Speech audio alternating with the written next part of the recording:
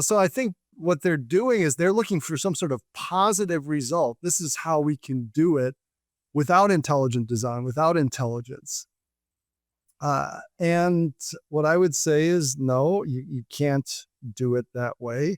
And so conservation of information ends up, as I'm developing it, this law of conservation of information, it's not a positive law that says, oh yeah, this is how you get it. It's rather, this is how you can't get it. And so you better look elsewhere. ID, the Future, a podcast about evolution and intelligent design. All of us have a built-in intuition to detect the hallmarks of intelligent design. And that intuition also allows us to understand why you can't get something for nothing in this life. But in recent decades, some scientists are claiming that you can get a whole lot from nothing. The entire universe and all of biological life, to be exact. It's been said that the fundamental unit of life is the cell, or the atom, or even the quark. Actually, it's information. And information isn't free. There's a cost attached. And my guest today has developed a mathematical way to measure that cost and make sure it gets accounted for whenever it's applied. Welcome to ID of the Future. I'm your host, Andrew McDermott. Today, I continue my conversation with Dr. William Dembski, mathematician and philosopher, as we unpack his new monograph on the law of conservation of information. Dr. Dembski, in case you don't know him, he's a founding and senior fellow with Discovery Institute's Center for Science and Culture, and a distinguished fellow with the Institute's Walter Bradley Center for Natural and Artificial Intelligence. He's a graduate of the University of Illinois at Chicago, where he earned a bachelor's in psychology and a doctorate in philosophy. He also received a doctorate in mathematics from the University of Chicago in 1988, and a Master of Divinity degree from Princeton Theological Seminary in 1996. He has held National Science Foundation graduate and postdoctoral fellowships. Dr. Dembski has published in the peer-reviewed mathematics, engineering, biology, philosophy, and theology literature. He is the author or editor of more than 25 books, most recently a brand new edition of The Design Inference, co-authored with Winston Ewart. This is part 2 of a 4-part series exploring the law of conservation of information. Let's jump back into the conversation now. Now, let's just place this law within the context of what scientists have been looking for. For a while now, scientists have been thinking, hey, there's a missing law that explains how formational order can arise in nature, something separate from, but that complements the second law of thermodynamics. You think those scientists have identified the right problem, but are coming up with the wrong solutions, usually proposing a materialistic bottom-up explanation for formational order. So is this law of conservation of information the answer? And how is it different from what's already been proposed out there? Well, I would say what's been proposed has not really been a proposal. I think it's the notice of a problem. Okay, so for instance, in the nature's hidden law of formation, I think this is the sort of thing that Robert Hazen, origin of life researcher, has looked at, and he notes that when you look at functional things in the sea of possible things, most things are non-functional. And so you have this very big narrowing, right? And whenever you see a narrowing of possibilities, you should think information. And if you think information, lots of information, you should think low probability. So he's sensitive to that. And so the thing though is, he, as a naturalist, as an observer, he'll say, well, yes, the functional stuff in all these different contexts, it could be origin of life or whatever, is very minuscule compared to the other things that are out there. But it happens, okay? But we do see this functional stuff. So there has to be some law, something that accounts for how this could come about. And so they are looking for something like natural selection, quasi-natural selection, some physical process, some yet unknown law that will produce that. But the problem is laws are basically conditionals if then, and they are amenable to probabilistic analysis. And so what's going to be this law that increases the probability of something functional formation in this sea of non-functional stuff? Well, you only increase probabilities in two ways. It's either through knowledge or, by some other highly improbable thing happening, which means you haven't really explained anything. You've filled one hole by digging another, and often you end up digging an even deeper hole than the one you filled.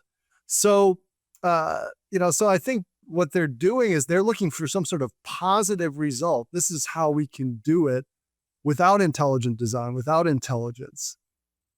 And what I would say is, no, you can't do it that way. And so conservation of information ends up, as I'm developing it, this law of conservation of information, it's not a positive law that says, oh yeah, this is how you get it. It's rather, this is how you can't get it. And so you better look elsewhere. Okay, so it's, if you will, a prescriptive generalization. It's a generalization, but it prescribes something. It says this can't happen. Now, there are plenty of prescriptive generalizations in science. Some, perpetual motion machines. Patent offices don't accept proposals for perpetual motion machines any longer. It's not that every possible perpetual motion machine has been tried. It's that the second law of thermodynamics tells us that such a thing is not going to be possible. So we can have reasons to think that something can't happen. What conservation of information then is saying is that there's no way you can explain an increase in probability by some process that doesn't have at least the same sorts of probabilistic obstacles. Okay, so it's a prescriptive generalization. It says this sort of thing can't happen. You can't just have a naturalistic law of formation that overcomes probabilities. Okay, because these naturalistic laws would themselves have to be stochastic. And they don't want to start by assuming that there is a purposive agent that is acting and able to overcome probabilities. Once you have that, you're in a completely different regime. So they don't want to go there, and yet they want to think that it's still possible. It's basically how to get design without a designer. That's always the impulse. And they go broke on it, but they don't realize it. And one reason they don't realize it is that they can keep getting government funding. They can keep going through these various epicycles of, how this might happen in some, bizarre delusional scenario, but they do it, and it's this law holds. It's really just a very simple probabilistic relationship that on which this law is based. It's if you can think of it this way, you have an event, the probability of an event. It's highly improbable. You have something that amplifies the probability of the event. So the probability of the event given this amplifier is much higher. Okay, the amplifier can be instruction sets to find that Easter egg. Okay, but then you have to ask, what's the probability of the amplifier? Okay, and it turns out the probability of the event is always greater than or equal to the probability of the event given the amplifier times the probability of the amplifier. And because of that probabilistic relationship, especially if the amplifier significantly raises the probability of the event, to that degree, the probability of the amplifier goes down. Okay, and so so it's like Doug Axe gives this example. Our colleague, you have an arrow hitting a target. Okay, highly improbable. just by random chance. But the probability of the arrow hitting the target, given that there's a favorable wind that guides it there, is very high. Okay, now what's the probability of the favorable wind? Well, it goes way down. Okay. I mean, even simpler example is probability of it being wet outside. Okay. E, wet outside. Maybe it's not very small, but it's the precise numbers aren't so important. It's the probabilistic relationship. Okay. Yeah. So then let's say we amplify the probability of it being wet outside. Okay. What could be a good amplifier? Well, it's raining outside. It's raining outside. It's going to be wet outside. So the probability of it being wet outside, given that it's raining being the amplifier, is high. It's 1. Okay. Now, what's the probability of it raining outside? Well, it's going to be less than the probability of it being wet outside, because it could be wet in other ways. Your sprinkler system can be on, or any number of things. So the probability of that amplifier is actually less, strictly less in this case, than the probability of it being wet outside. And so, this is just the most elementary probability theory. What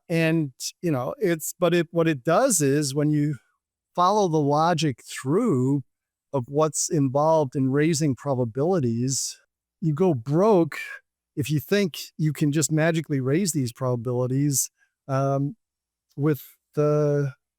finding some other stochastic scenario in which the probabilities are better, and it doesn't work. Right.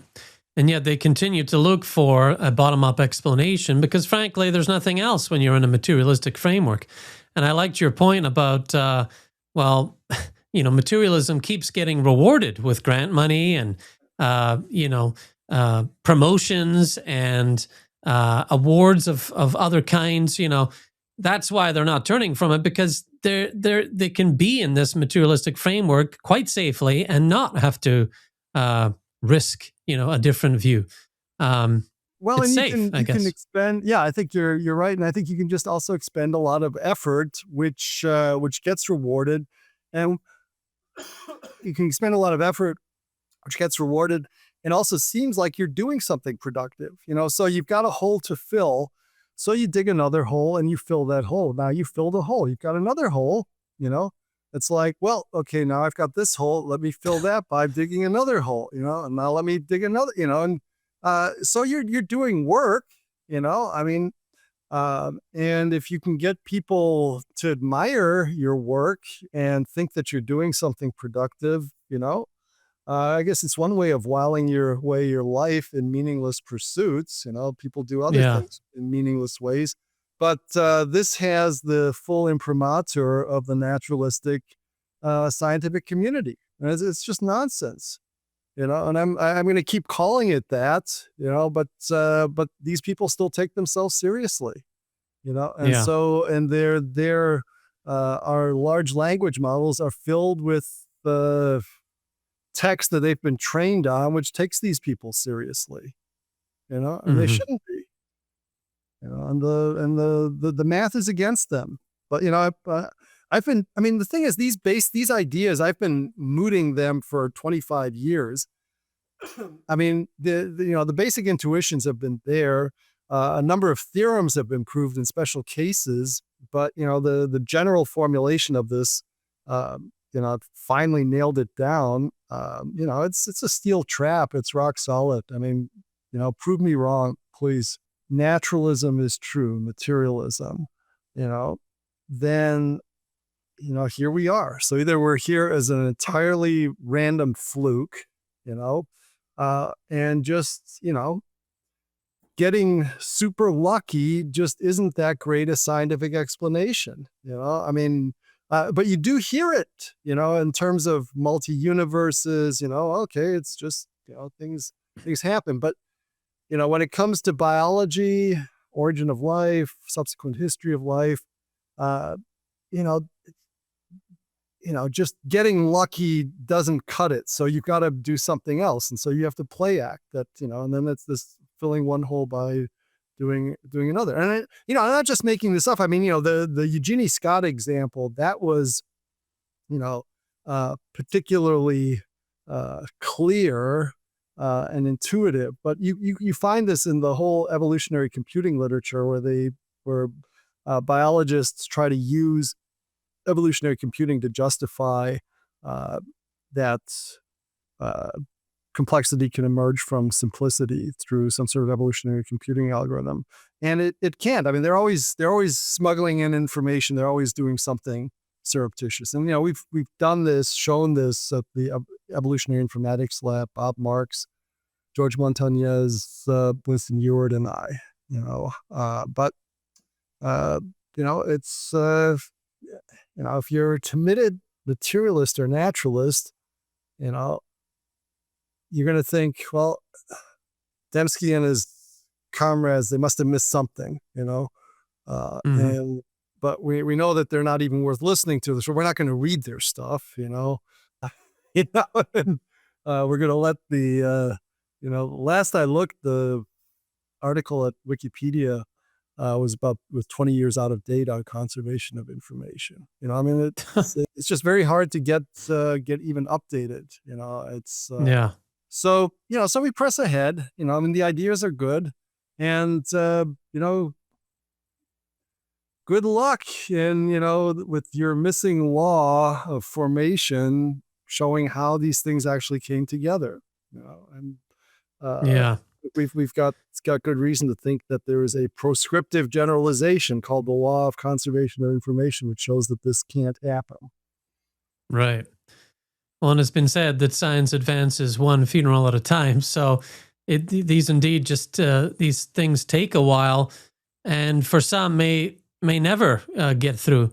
Because hasn't it also been said that when you're under a materialistic framework, no amount of evidence, doesn't matter what you come up with, is going to shake that belief until one lets it go voluntarily. Yeah, I mean, I'm not hopeless. I think I'm coming across a bit more testy than I usually am, but I think maybe I'm doing this more for effect. Just to try out a new persona as opposed to the kinder and gentler Bill. But it's. I think we still need to keep pressing ahead, speaking the truth, getting the ideas out. I'm thinking, just keep revisiting this idea, try to make it simpler, more straightforward. I think this sort of can't get something for nothing. Maybe I'll write another paper on this. Just try to make it clearer. And maybe some big podcast will pick this up at some point. Yeah. But it is tricky though, because as we said, you've got all this funding that's going toward a materialistic understanding of biology. There are just a lot of entrenched interests, and I don't know. I mean, the comment that science progresses funeral by funeral. I know this is Max Planck. I mean, he lived into the 1940s. I mean, he had a long life. I mean, he witnessed the entire quantum revolution, and that was a revolution that took place within, about 10 years, I think, from start to finish. I mean, you think of the early 20s, Heisenberg, Schrödinger, by the mid 30s, I think it was a done deal. We've been struggling with this for, 30 years. If you think of the Discovery Institute Center for Science and Culture, I think it's just celebrating its 30th anniversary this year. I think it's just much tougher to get these ideas across because materialism is so entrenched in the scientific world.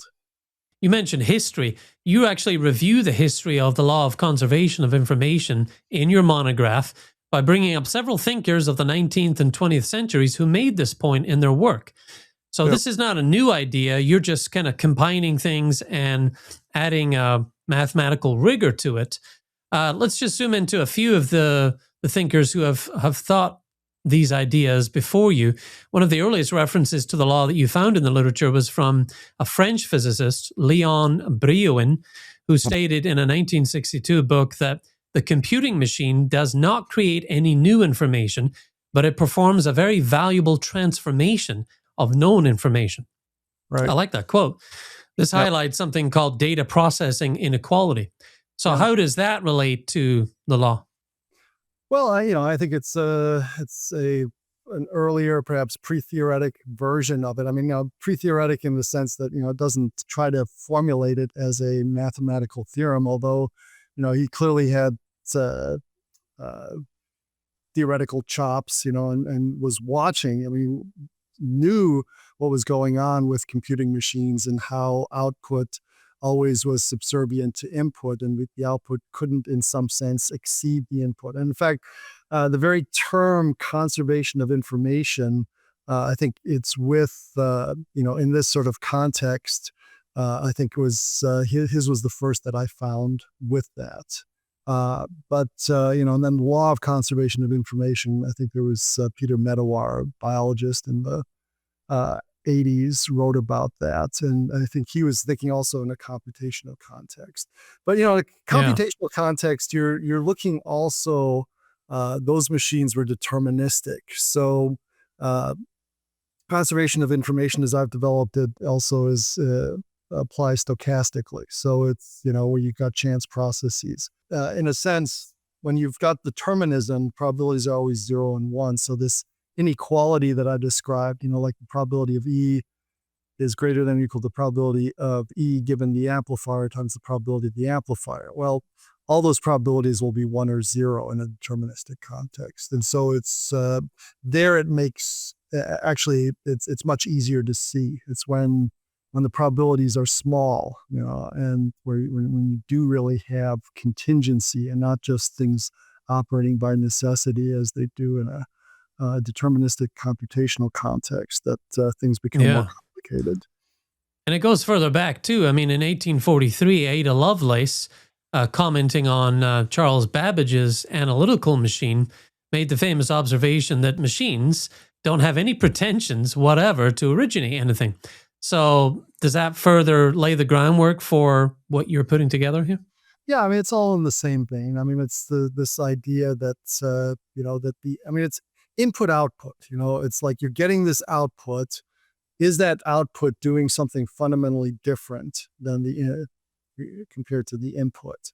And it's you can ask that in terms of creativity, but I put it in probabilistic terms because I think that's where you can actually do some mathematics. But I think her point is valid still, and I think it applies as much in her day. I mean, the uh, Babbage's analytical engine was meant to be a mechanical device, actually. Although it's because he didn't have electronics, he could never actually get it working. But he and Ada Lovelace at least saw the potential in that machine.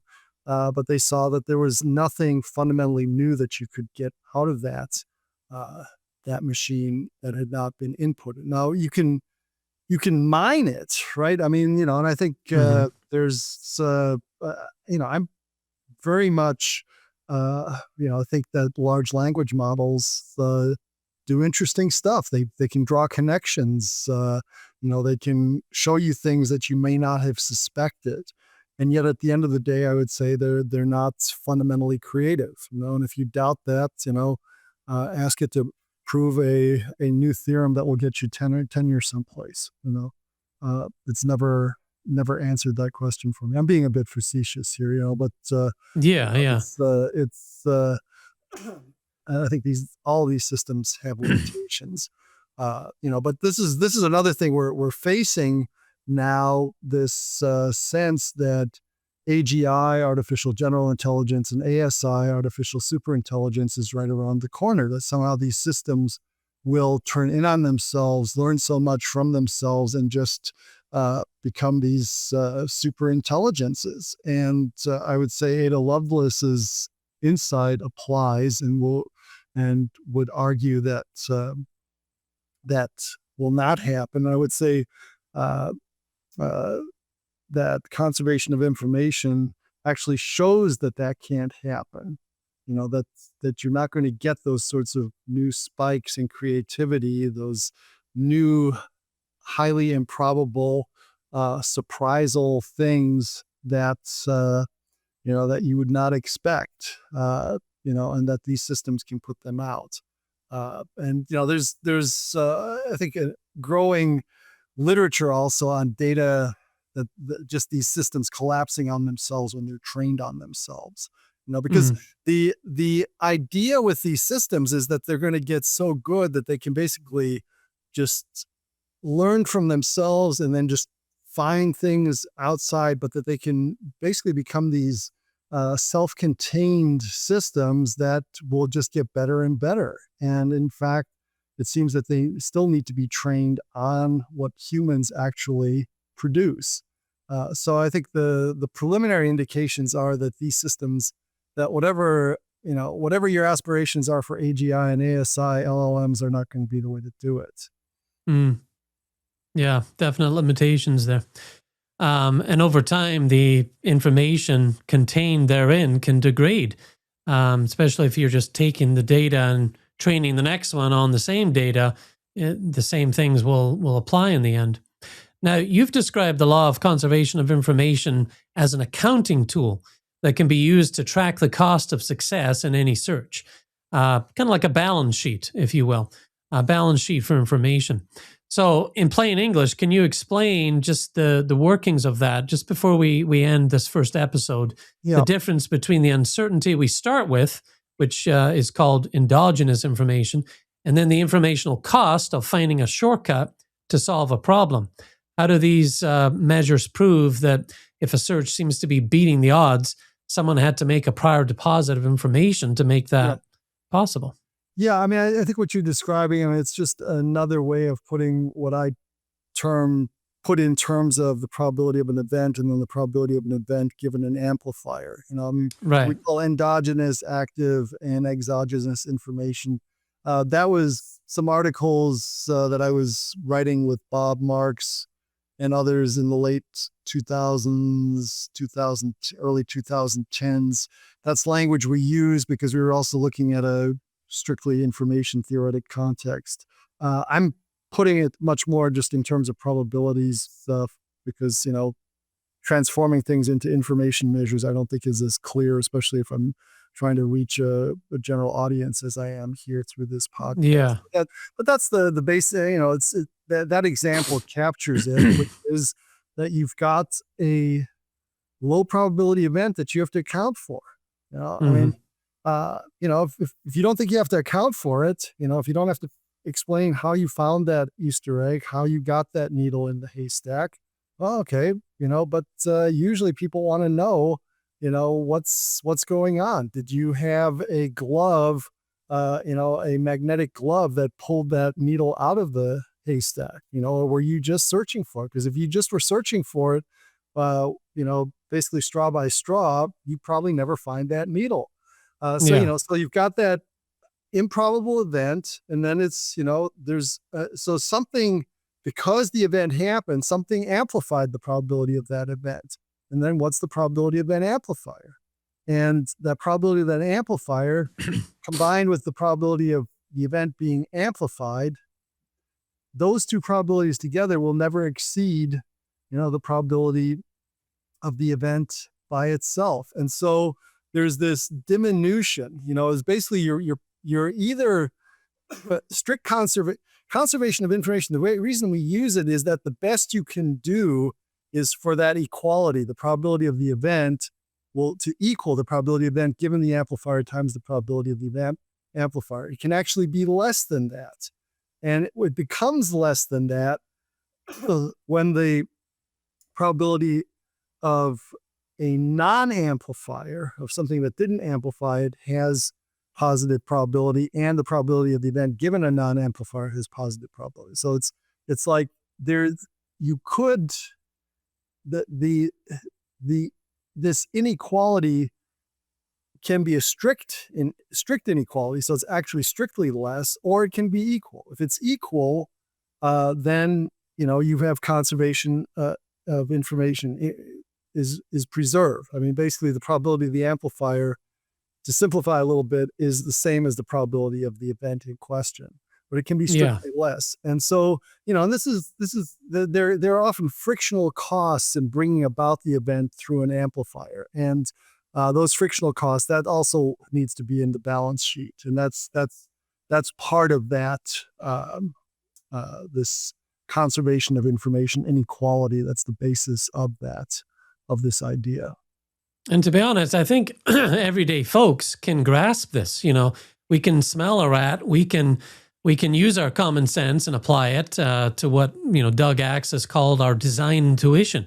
Right. We're built to be able to detect design and also detect the cost of things. So it's just the learned ones, the ones that went to college and got trained on a reductionist, sense of biology, that you have to really retrain. But I appreciate the effort you've put into this, making it as clear as possible and as simple as possible. And I appreciate your time today unpacking this. In a separate episode, we're going to come back and continue conversing about it. In particular, how to apply it to the evaluation of evolution, how it can illuminate the rarity of function in a sea of genomic search space, and how the law can support arguments for intelligent design.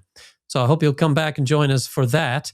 Don't miss that conclusion. In the meantime, do yourself a favor and read Dr. Dembski's monograph, The Law of Conservation of Information. It's like a short book that will give you all the detail you need to properly wrap your head around this provocative concept. And best of all, it's free.